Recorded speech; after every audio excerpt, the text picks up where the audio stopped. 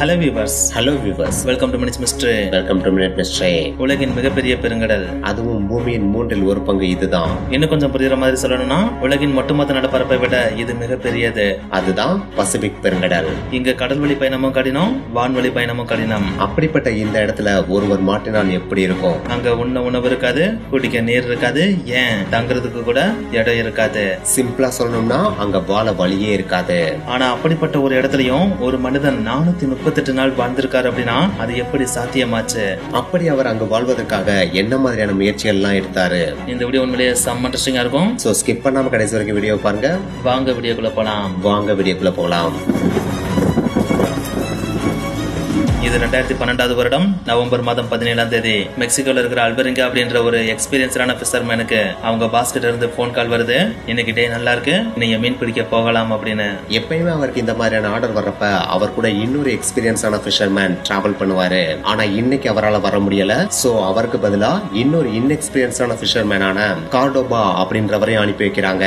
அவருக்கு வயது 24. இப்ப அவங்க ரெண்டு பேரும் அல்பரிங்காவோட கிராமமான கோஸ்டாஸ்ல இருந்து ஒரு சின்ன படகு எடுத்துட்டு மீன் பிடிக்க கிளம்புறாங்க. இவங்களோட இனிஷியல் பிளான் படி பாத்தீங்கன்னா 30 மணி நேரம் மீன் பிடிக்கிறது தான். இது ரொம்ப பெரிய டிராவல் இல்ல அப்படின்றதுனால அந்த அளவுக்கு இவங்க பெருசா எந்த எக்யூப்மெண்ட்டும் எடுத்துட்டு போல. ஏன் அந்த படகுல ஆல்ரெடி இருக்கிற எக்யூப்மெண்ட்டை கூட ஒழுங்கா செக் பண்ணாம தான் இவங்க பயணத்தை ஆரம்பிக்கிறாங்க. ஆனா இந்த ஒரு விஷயம் தான் பின்னாடி மிகப்பெரிய ப்ராப்ளமா மாறப்போகுது அப்படின்றது அந்த சமயத்துல இவங்க ரெண்டு பேருக்கும் தெரியல. அதுலயும் அவங்க எடுத்துட்டு போற படகை பத்தி சொல்லணும்னா அது ஒரு சின்ன படகு. அதுல ஒரே ஒரு மோட்டார் தான் இருக்கு. அதுக்கு மேல அவங்க பிடிக்கிற மீன்களை போடுவதற்கு ஒரு சின்ன ஃப்ரிட்ஜ் இருக்கு. அண்ட் கம்யூனிகேட் பண்றதுக்கு ஒரு ரேடியோ இருக்கு. அந்த ரேடியோலயும் சார்ஜ் ஆஃப் தான் இருக்கு. அதுக்கப்புறம் அவங்க வழி மாறி போனா அவங்கள கண்டுபிடிக்கிறதுக்கு ஒரு ஜிபிஎஸ் இருக்கு. அந்த ஜிபிஎஸும் வாட்டர் ப்ரூஃப் கிடையாது. இதுக்கெல்லாம் மேல அந்த படகுல மேற்கூரையே கிடையாது. சோ இப்படி எந்த ஒரு பாதுகாப்புமே இல்லாத இந்த ஒரு சின்ன படகை எடுத்துட்டு தான் அவங்க ரெண்டு பேரும் தங்களுடைய 30 மணி நேர பயணத்தை தொடங்குறாங்க. இப்ப நேரம் நள்ளிரவு 1 மணி. சரியா கடற்கரையில இருந்து 120 கிலோமீட்டர் தூரத்துல இவங்க ரெண்டு பேரும் மீன் பிடிச்சிட்டு இருக்காங்க. அந்த சமயத்துல தான் வானத்துல இருந்து ஒரு மிகப்பெரிய புயல் உருவாக ஆரம்பிக்குது. இதை பார்த்த உடனே அல்பரிங்காவுக்கு நாளும் பயங்கரமான ஒரு பதற்றம் கிரியேட் ஆக ஆரம்பிக்குது. ஏன்னா அவர் இது நாள் வரைக்கும் இப்படிப்பட்ட ஒரு புயலை பார்த்ததே கிடையாது. எக்ஸ்பீரியன்ஸான அல்பரிங்காவுக்கே இவ்வளவு பெரிய பதற்றம் கிரியேட் ஆகுது அப்படின்னா அவருக்கு எதிர்த்தாப்புல உட்காந்துட்டு இருக்கிற கடோபாவை பத்தி சொல்ல வேண்டிய அவசியமே கிடையாது. அவரும் பயத்துல பயங்கரமா கத்துறாரு. ஆனா அடுத்த சில வினாடிகள்லயே அந்த ஒரு புயல் இவங்களை தாக்கவும் செய்யுது. தாக்குவதோட மட்டும் இல்லாம அவங்க படகையும் கவுக்க பாக்குது. சோ அந்த டைம்ல இவங்க என்ன பண்றோம்னே தெரியாம பதற்றத்துல அந்த படகுல இருக்க எல்லா பொருளையும் எடுத்து கடலுக்குள்ள போடுறாங்க. அதுல அவங்க பிடிச்ச மீனும் அடங்குது, மீன் வலையும் அடங்குது, ஏன் அந்த படகை ஓட்டுறதுக்கு வச்சிருந்த துடுப்பும் அடங்குது. இந்த புயல் கிட்டத்தட்ட 6 மணி நேரத்துக்கு மேலாக நீடிக்குது. காலை 7 மணி ஆகுது. புயலோட தாக்கமும் கம்மி ஆகுது. நம்மள இந்த புயல் ரொம்ப தூரம் இழுத்துட்டு போயிருச்சோ அப்படின்ற பயத்துல ரெண்டு பேரும் கண் விழிச்சு பாக்குறாங்க. அப்படி பாக்குறப்பதான் அவங்களுக்கு ஒரு மிகப்பெரிய சந்தோஷமும் உருவாகுது. ஏன்னா கண்ணு கெட்டும் தூரத்துல ஒரு மலை தெரியுது. அந்த மலையை பார்த்த உடனே அப்பாடா நம்மள இந்த புயல் கடலுக்குள்ள கொண்டு போகல, கரையை நோக்கி தான் தள்ளி இருக்கு அப்படின்ற சந்தோஷத்துல அந்த படகை செலுத்துவதற்காக மோட்டரை ஆன் பண்ண போறாங்க. ஆனா அப்பதான் ஒரு ட்விஸ்ட் ஸ்டார்ட் ஆகுது. அவங்களும் முடிஞ்ச அளவுக்கு மோட்டார் ஆன் பண்ண ட்ரை பண்றாங்க. ஆனா மோட்டார் ஆன் ஆகவே மாட்டேங்குது. ஏன்னா அது நேத்து பெஞ்ச மலையில புகஞ்சு போச்சு. சரி பரவாயில்ல, நம்ம கிட்ட தான் துடுப்பு இருக்குல்ல, அதை எடுத்து நம்ம படகை ஓட்டிட்டு போயிடலாம் சொல்லிட்டு துடுப்பை தேடுறாங்க. ஆனா அதை நேத்து வந்த புயல்ல பதற்றத்திலே தூக்கி வெளியே போட்டாங்க இல்லையா? சோ அந்த துடுப்பும் இப்ப அவங்க கிட்ட இல்ல. இப்ப அவங்களுக்கு வேற வழியே இல்ல. அவங்க பாஸை தான் கான்டாக்ட் பண்ணியானோம். சோ அவங்க கிட்ட இந்த ரேடியோ எடுத்து அவங்க பாஸை கான்டாக்ட் பண்ணி நாங்க இப்படி மாட்டிக்கிட்டோம், நாங்க ஒரு மிகப்பெரிய மலைக்கு பக்கத்துல இருக்கோம், எங்களை காப்பாத்துங்கன்னு சொல்லிட்டு இன்ஃபார்ம் பண்றாங்க. அதுக்கு அவங்க பாஸ் சைடுல இருந்து நீங்க இருக்கிற எக்ஸாக்ட் லொகேஷன் எங்களுக்கு தெரியல, உங்க ஜிபிஎஸ் ஆன் பண்ணீங்கன்னா நாங்க கண்டுபிடிச்சு வந்துருவோம்னு பதில் சொல்றாங்க. உடனே அவங்க ரெண்டு பேரும் அந்த படகுல இருக்கிற ஜிபிஎஸ் எடுத்து ஆன் பண்றாங்க. ஆனா இவங்க கொண்டு வந்த ஜிபிஎஸ் வாட்டர் ப்ரூஃப் இல்ல இல்லையா? சோ அதுவும் நேத்து பெஞ்ச புயல்ல டெட் ஆயிருச்சு. ஐயோ இதுவும் டெட் ஆயிருச்சுன்னு சொல்லிட்டு அவங்க பாஸ்க்கு இதை இன்ஃபார்ம் பண்ண போறாங்க. ஆனா அந்த ரேடியோலையும் பாதி சார்ஜ் தானே போட்டு கொண்டு வந்தாங்க. சோ அதுவும் இப்ப டெட் ஆயிருச்சு. சோ இப்ப உங்களுக்கு வேற சாய்ஸே இல்ல. அந்த மலையை அடையணும் அப்படின்னா இவங்க கையை தான் துடுப்பா யூஸ் பண்ணியானும். ஆனா இங்கேயும் ஒரு மிகப்பெரிய ட்விஸ்ட் ஓபன் ஆகுது. அதுதான் அந்த மலையில இருந்து வர்ற மிகப்பெரிய காற்று. அந்த காற்று இவங்களை கரையை நோக்கி இழுக்காம கடலுக்குள்ள தள்ள ஆரம்பிக்குது. அந்த சமயத்துல இவங்க பாஸ் எப்படியும் அந்த மலையை கண்டுபிடிச்சு அந்த மலையை சுத்தி இவங்களை தேட ஆரம்பிக்கிறாரு. இது 1 நாள் 2 நாள் இல்ல, கிட்டத்தட்ட 5 நாள் வரைக்கும் தேடி பாக்குறாங்க. ஆனா அவங்களால இவங்களை கண்டுபிடிக்கவே முடியல. ஏன்னா அந்த காற்று இந்த மலையில இருந்து இவங்களை யாருமே எதிர்பார்க்காத ஒரு தூரத்துக்கு கொண்டு போய் சேர்த்துருது. அதாவது இந்த மலையில இருந்து கிட்டத்தட்ட 450 கிலோமீட்டர் தூரத்துக்கு இவங்களை கொண்டு போய் சேர்த்துருது. சோ இப்ப இவங்க 2 பேரும் உலகத்தோட கான்டாக்ட்ல இருந்து கம்ப்ளீட்டா கட் ஆயிடுறாங்க. இவங்களை சுத்தி வெறும் கடல் மட்டும்தான் இருக்கு. உணவு இல்ல, குடிக்க நீர் இல்ல, ஏன் தங்குறதுக்கு சரியான இடம் கூட கிடையாது. அது மட்டும் கிடையாது, கடல்ல யாராச்சும் தனியா மாட்டிக்கிட்டாங்கன்னா நாங்க இங்க இருக்கோன்றதை அடையாளப்படுத்தி காமிக்கிறதுக்கு யூஸ் பண்ற பிளார்கன் கூட இவங்க கிட்ட சுத்தமா கிடையாது. சோ ஏதாச்சும் ஒரு கப்பல் வந்துச்சுன்னா நாங்க இங்க இருக்கோன்றத வெறும் கையசிச்சுதான் இவங்க அடையாளப்படுத்தி காமிக்கணும். அதுவும் அவ்வளவு பெரிய கப்பல்ல இருந்து இந்த ஒரு சின்ன கப்பல்ல இருக்கிற இவங்களை பார்த்தா இவங்க தெரிவாங்களா அப்படின்றது ஒரு மிகப்பெரிய கேள்விதான். சோ இங்க இருந்து தான் தி கிரேட் சர்வைவல் ஸ்டோரி ஸ்டார்ட் ஆக ஆரம்பிக்குது. இங்க உயிர் வாழணும்னா 2 விஷயங்கள் முக்கியமா தேவைப்படும். 1 உண்ண உணவு, 2 குடிக்க நீர். தண்ணியை பொறுத்த வரைக்கும் இவங்களுக்கு பிரச்சனை இல்ல. ஏன்னா ஆல்ரெடி பெஞ்ச மழையில கொஞ்சம் தண்ணி படகுல சேர்ந்துருக்கு இல்லையா, அதை வச்சு இவங்களால ஓரளவுக்கு சமாளிக்க முடியும். ஆனா சாப்பிடணும்னா வேற வழியே இல்ல, மீனை பிடிச்சாகணும். மீனை பிடிக்கிறதுக்கு தேவையான வலை இவங்கிட்ட இல்ல. இருந்தாலும் அல்வரிங்காக்கு வெறும் கையிலேயே மீனை பிடிக்கிற திறமை இருக்கிறதுனால அவரால் ஓரளவுக்கு மீனை பிடிக்க முடியுது. அப்படி பிடிச்சாலும் அந்த மீனை பச்சையா தான் சாப்பிட முடியுது. இப்படி சில நாட்கள் ஓடுது. அந்த படகுல இருக்க தண்ணீரும் தீருது. இப்ப இவங்க கிட்ட தண்ணி சுத்தமா இல்ல. அந்த சமயத்துலதான் இவங்க படகு சுற்றி சில ஆமைகள் நீந்தி போகுது. அதை பார்த்த உடனே அல்வரிங்காவுக்கு ஒரு ஐடியா தோணுது. அது வேற எதுவும் கிடையாது, நம்மளால கடல் தண்ணியை தான் குடிக்க முடியாது, ஆனா ஆமையோட ரத்தத்தை குடிக்க முடியும் இல்லையா. சோ அவங்களால முடிந்த அளவுக்கு எத்தனை ஆமையை பிடிக்க முடியுமோ அத்தனை ஆமையை பிடிச்சு அதுல இருக்கிற ரத்தத்தை குடிக்க ஆரம்பிக்கிறாங்க.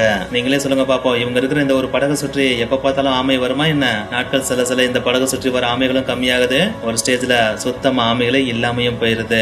சோ இப்ப உங்க கிட்ட தண்ணியும் இல்ல, ஆமையும் இல்ல.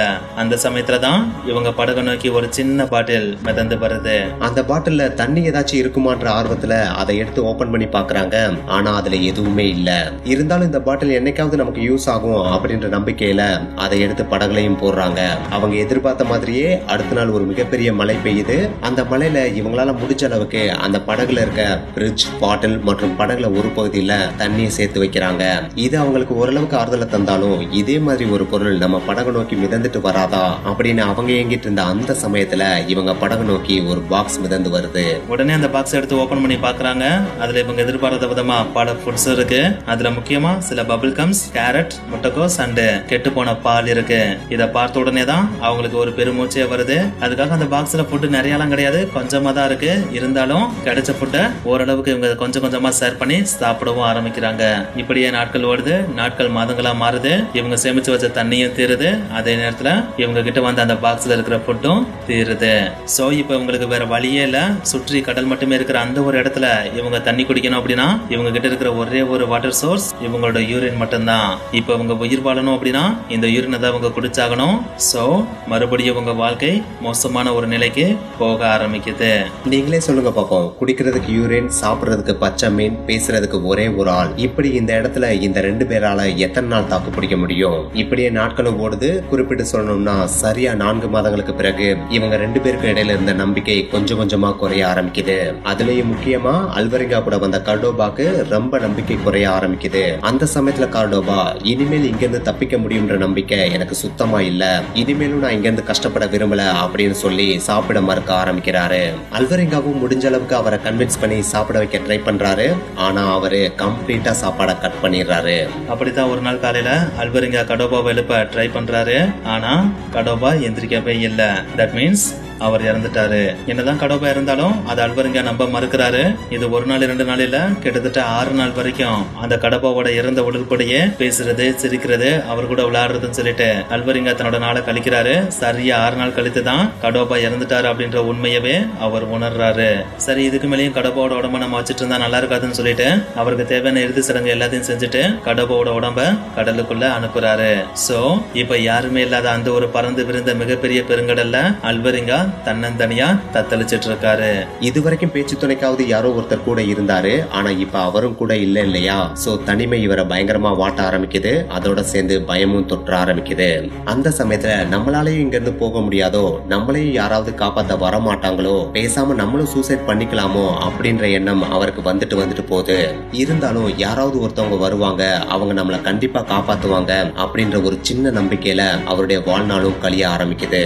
அந்த சமயத்துல இவரோட உடம்பு மெலிய ஆரம்பிக்குது. இவர் போட்டிருந்த ட்ரெஸ் எல்லாமே கிளிய ஆரம்பிக்குது.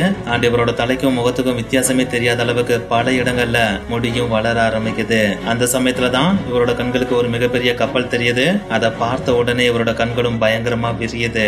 அது மட்டும் இல்ல, அந்த கப்பலும் இவரை நோக்கி வர ஆரம்பிக்குது. கூடவே அந்த கப்பல்ல வந்த 5 பேரும் இவரை பார்த்து கையசைக்கிறாங்க. இத பார்த்த உடனே இவருக்கு பயங்கரமான ஒரு பெருமூச்சு வருது. அப்பாடா, இந்த கப்பல் ஏறி கண்டிப்பா நம்ம வீட்டுக்கு போயிடலான்ற ஒரு சந்தோஷத்துல அந்த கப்பலை எதிர்நோக்கி காத்துட்டு இருந்த அந்த ஒரு சமயத்துல அந்த கப்பல் இவரை நோக்கி வராம ஆப்போசிட் சைடு திரும்பி போக ஆரம்பிக்குது. இதை பார்த்த உடனே அவருக்கு ஒரு பயங்கரமான ஃப்ரஸ்ட்ரேஷன் கிரியேட் ஆகுது. அவ்வளவுதான், இனிமேல் நம்மளை யாரும் காப்பாத்த வர மாட்டாங்க அப்படின்ற எண்ணமும் வலுக்க ஆரம்பிக்குது. ஆனா அடுத்த நாளே இவரை நோக்கி இன்னொரு கப்பலும் வர ஆரம்பிக்குது. ஆனா அந்த கப்பலும் இவரை கண்டுக்காம கிராஸ் பண்ணி போகுது. என்னடா எந்த கப்பலுமே நம்மளை கண்டுக்க மாட்டேங்குதுன்னு சொல்லி இன்னொரு பக்கம் திரும்பி பாக்குறாரு. பார்த்தா அந்த இடத்துல அழகான நிலப்பரப்பு தெரியுது. அதை பார்த்த உடனே என்னடா இவ்வளவு பெரிய நிலப்பரப்பை எப்படா நம்ம பார்க்காம விட்டோம் அப்படின்ற ஆச்சரியத்துல அவர் கண்ணை கசக்கிட்டு திரும்பி பாக்குறாரு. பார்த்தா இப்ப அந்த இடத்துல அந்த நிலப்பரப்பை காணோம். அப்பதான் இவருக்கு புரியவே ஆரம்பிக்குது, இவ்வளவு நாள் நம்ம கண்ணுல தெரிஞ்ச எல்லா கப்பலுமே வெறும் ஹாலுசினேஷன் தான் அப்படின்றது. அதுக்கப்புறமும் பல கப்பல்களும் நிலப்பரப்புகளும் இவரோட கண்களுக்கு வரும். வந்த அடுத்த சில வினாடிகள்லயே அது காணாமலும் போயிடும். இப்படியே நாட்கள் ஓடுது. நாட்கள் மாதங்களா மாறுது. சரியா இவர் அந்த ஒரு மலையில இருந்து 8000 கிலோமீட்டர் தொலைவுல அந்த ஒரு பெருங்கடல்ல சின்ன படகுல மிதந்துட்டு இருக்காரு. அப்பதான் இவரோட படகை சுற்றி சின்ன சின்ன தேங்காய்கள் மிதந்து வர ஆரம்பிக்குது. அதை பார்த்த உடனே இதுவும் எப்பயும் போல நம்மளுக்கு வர ஹாலுசினேஷனா தான் இருக்கும் சொல்லிட்டு கண்டுக்கிறாம விட்டுறாரு.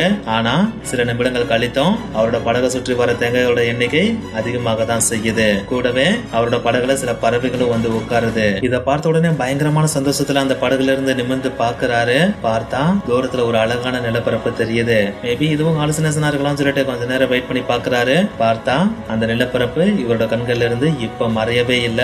இந்த படகும் அந்த நிலப்பரப்பை நோக்கி போக ஆரம்பிக்குது. இந்த படகு துடுப்பு போடாம வெறும் காற்றோட வேகத்துல போகுது இல்லையா, அதனால இந்த பயணம் அரை நாளுக்கு மேல நீடிக்குது. அப்பையும் கூட பாத்தீங்கன்னா படகுக்கும் நிலப்பரப்புக்கும் இடையில இருக்க டிஸ்டன்ஸ் அதிகமா தான் இருக்கு. அடப்போங்கடா, இது ஹாலுசினேஷனா இருந்தாலும் பரவாயில்ல, இதுக்கு மேலேயும் நம்மளால பொறுமையா வெயிட் பண்ண முடியாதுன்னு அவர் தண்ணிக்குள்ள குதிச்சு நீந்த ஆரம்பிச்சிடுறாரு. அவர் நீந்த ஆரம்பிச்ச சில நிமிடங்கள்லயே அவர் கைகள்ல மணல் படுது. அந்த மணல் பட்ட உடனே அவர் நிமிர்ந்து பாக்குறாரு. பார்த்தா இவர் கண்கள்ல தெரிந்த அந்த அழகான நிலப்பரப்பு மேலதான் இவர் படுத்தே கிடக்காரு. தட் மீன்ஸ் இவர் கரையை அடைஞ்சிட்டாரு. அந்த நிலப்பரப்பு அழகா இருக்கோ இல்லையோ, ஆனா இவருக்கு அதுதான் சொர்க்கம். ஏன்னா கிட்டத்தட்ட 438 நாள் ஒரு சின்ன படகு சுற்றி தண்ணீர் மட்டுமே இருக்கிற அந்த ஒரு பசிபிக் பெருங்கடலோட நடுவுல இருக்கிற இந்த ஒரு சின்ன நிலப்பரப்பை அவர் மிஸ் பண்ணியிருந்தாரு அப்படின்னா, இந்த பசிபிக் பெருங்கடல்ல இருக்கிற அடுத்த நிலப்பரப்பை அடையணும் அப்படின்னா கிட்டத்தட்ட 5000 கிலோமீட்டர் டிராவல் பண்ணி ஆகணும். அதுவும் இவரோட படகோட வேகத்தை வச்சு பார்த்தோம் அப்படின்னா அந்த நிலப்பரப்பை, அதாவது பிலிப்பைன்ஸ் நிலப்பரப்பை அடையிறதுக்கு எக்ஸாக்டா 240 நாள் எக்ஸ்ட்ரா தேவைப்படும். அதுவும் சரியான டைரக்ஷன்ல போனா மட்டும்தான். ஆனா அதிர்ஷ்டவசமா அந்த காற்றே இவரை இந்த ஒரு சின்ன நிலப்பரப்புக்கு கொண்டு வந்து சேர்த்துருச்சு.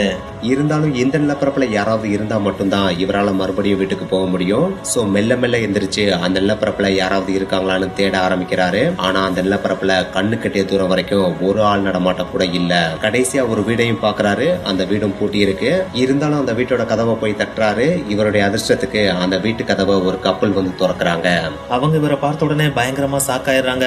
ஏன்னா கப்பல் எதுவுமே வராம இவர் எப்படி இங்க வந்தார் அப்படின்றதுதான் இவங்களுக்கு இருக்கிற ஒரு மிகப்பெரிய அதிர்ச்சியாவே இருக்கு.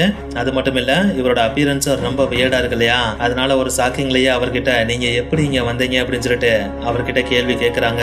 ஆனா அந்த கேள்விக்கு பதில் சொல்றதுக்குள்ள இவர் மயக்கம் விட்டு கீழே விழுந்துடுறாரு. அதுக்கப்புறம் இவருக்கு தேவையான ஃபர்ஸ்ட் எய்ட் எல்லாமே பண்ணிட்டு மறுபடியும் இவர்கிட்ட அந்த கேள்வியை கேட்கறாங்க. இவரும் நடந்த எல்லா விஷயத்தையும் விலாவரியா சொல்றாரு. அதை கேட்ட உடனே இவங்களுக்குனாலும் பயங்கரமான ஒரு ஆச்சரியம், எப்படி இவரால் இவ்வளவு நாட்கள் இந்த ஒரு கடல்ல வாழ முடிந்தது அப்படின்னு. அதுக்கப்புறம் இவரை இந்த ஒரு சின்ன தீவுல இருந்து பக்கத்துல இருக்க மெயின்லேண்டுக்கு கொண்டு போறாங்க. அங்க போய் இவருக்கு தேவையான உதவிகள் எல்லாம் செஞ்சு இவருடைய உடல்நிலை ஓரளவுக்கு தேர்ந்ததுக்கு அப்புறம் இவரை மறுபடியும் இவருடைய ஹோம் டவுனுக்கே திருப்பி அனுப்புறாங்க. சோ சரியா வீட்டுல இருந்து கிளம்பின 500 நாள் கழிச்சு அல்வரிங்கா மீண்டும் அவருடைய வீட்டுக்கே திரும்புறாரு. என்னதான் இந்த ஒரு ஸ்டோரி பயங்கரமான சர்வைவல் ஸ்டோரியா இருந்தாலும் இது வரலாற்றில் அந்த அளவுக்கு பெரிதாக கவனத்தை ஈர்க்காத ஒரு ஸ்டோரி அப்படின்னு தான் சொல்லி ஆனோம். ஏன்னா இந்த ஒரு சர்வைவல் ஸ்டோரியை ஒரு புக்கை எழுதியே விட்டுருக்காங்க. ஆனா அந்த ஒரு புக்கு வெறும் 1500 காப்பி தான் விற்கவும் செஞ்சிருக்கு. அது மட்டும் கிடையாது, இந்த ஒரு இன்சிடென்ட்டை யாரும் அந்த அளவுக்கு பெருசா எடுத்து பேசவும் கிடையாது. இதுக்கெல்லாம் மேல அல்வரிங்கா கரை திரும்பினதுக்கு அப்புறம் கர்டோபாவோட ரிலேட்டிவ்ஸ் இவர் கர்டோபாவோட உடம்ப சாப்பிட்டு தான் இவ்வளவு நாள் உயிர் வாழ்ந்திருக்காரு. சோ அதற்கு இழப்பீடா எங்களுக்கு $1 மில்லியன் தரணும் அப்படின்னு கோர்ட்ல கேஸ் போடுறாங்க. என்னதான் அவங்க கோர்ட்ல கேஸ் போட்டாலும் அல்வரிங்கா ரொம்ப காமா கடவுளோட ஃபேமிலிட்ட போயிட்டு நாங்க 2 பேரும் எவ்வளவு தூரம் கஷ்டப்பட்டோம், எப்படி எல்லாம் சர்வே பண்ணோம், அவர் எப்படி இறந்தாரு, அவர் இறந்ததுக்கு அப்புறம் அவரோட இறுதி சடங்கு நான் எப்படி செஞ்சேன்ற டீடைல கம்ப்ளீட்டா சொல்றாரு. இருந்தாலும் அத கடவுளோட ஃபேமிலி ஏற்க மறுக்கிறாங்க. அந்த கேஸை இன்னும் கொஞ்சம் ஸ்ட்ராங்காவும் மாத்துறாங்க. ஆனா விசாரணையில அல்வரிங்கா சைடுல எந்த ஒரு தப்பு இல்ல அப்படின்னு தெரிய வருது. அது மட்டும் இல்லாம இவ்வளவு பெரிய இழப்பீடு அல்வரிங்காட்ட கேட்கறது லாஜிக்கே இல்லாத விஷயம்ன்றதையும் முன்வைக்கிறாங்க. ஏன்னா இவர் எழுதின அந்த ஒரு புக்கும் அந்த அளவுக்கு பெருசா விக்கல, அதுவும் இல்லாம இவரை வச்சு எந்த ஒரு படமும் எடுக்கல. சோ இந்த ஒரு கேஸை கம்ப்ளீட்டா க்ளோஸ் பண்ணிடுறாங்க. என்னதான் அல்வரிங்காவோட இந்த ஒரு சர்வைவல் ஸ்டோரி உலகத்தோட கவனத்தை அந்த அளவுக்கு பெருசா இழுக்கல அப்படின்னாலும் இது நாள் வரைக்கும் மனித வரலாற்றிலேயே அளவுக்கு அதிகமான நாட்கள் கடல்ல சர்வைவ் ஆன ஒரே ஒரு மனிதன் அப்படின்னா அது நம்ம அல்வரிங்கா அப்படின்னு தான் சொல்லியானோம். ஓகே गाइस, இன்னைக்கு வீடியோ முடிஞ்சிருச்சு. இந்த வீடியோ உங்களுக்கு வேற லெவல்ல இன்ஸ்பயர் பண்ணிருக்கும்னு நாங்க நம்புறோம். இந்த வீடியோ உங்களுக்கு பிடிச்சிருந்துச்சுன்னா லைக் பண்ணுங்க, இல்லடா நல்லா தான் பண்ணிருக்கீங்கன்னு உங்களுக்கு தோணுச்சுன்னா உங்க ஃப்ரெண்ட்ஸுக்கு ஷேர் பண்ணுங்க, அண்ட் போகும்போது மறக்காம மினிட்ஸ் மிஸ்ட்ரி சேனலையும் சப்ஸ்கிரைப் பண்ணிருங்க. ஓகே गाइस, நெக்ஸ்ட் வீடியோல மீட் பண்ணலாமா? அது வரைக்கும் கொஞ்சம் வெயிட் பண்ணுங்க. until then Tata, bye bye, see you.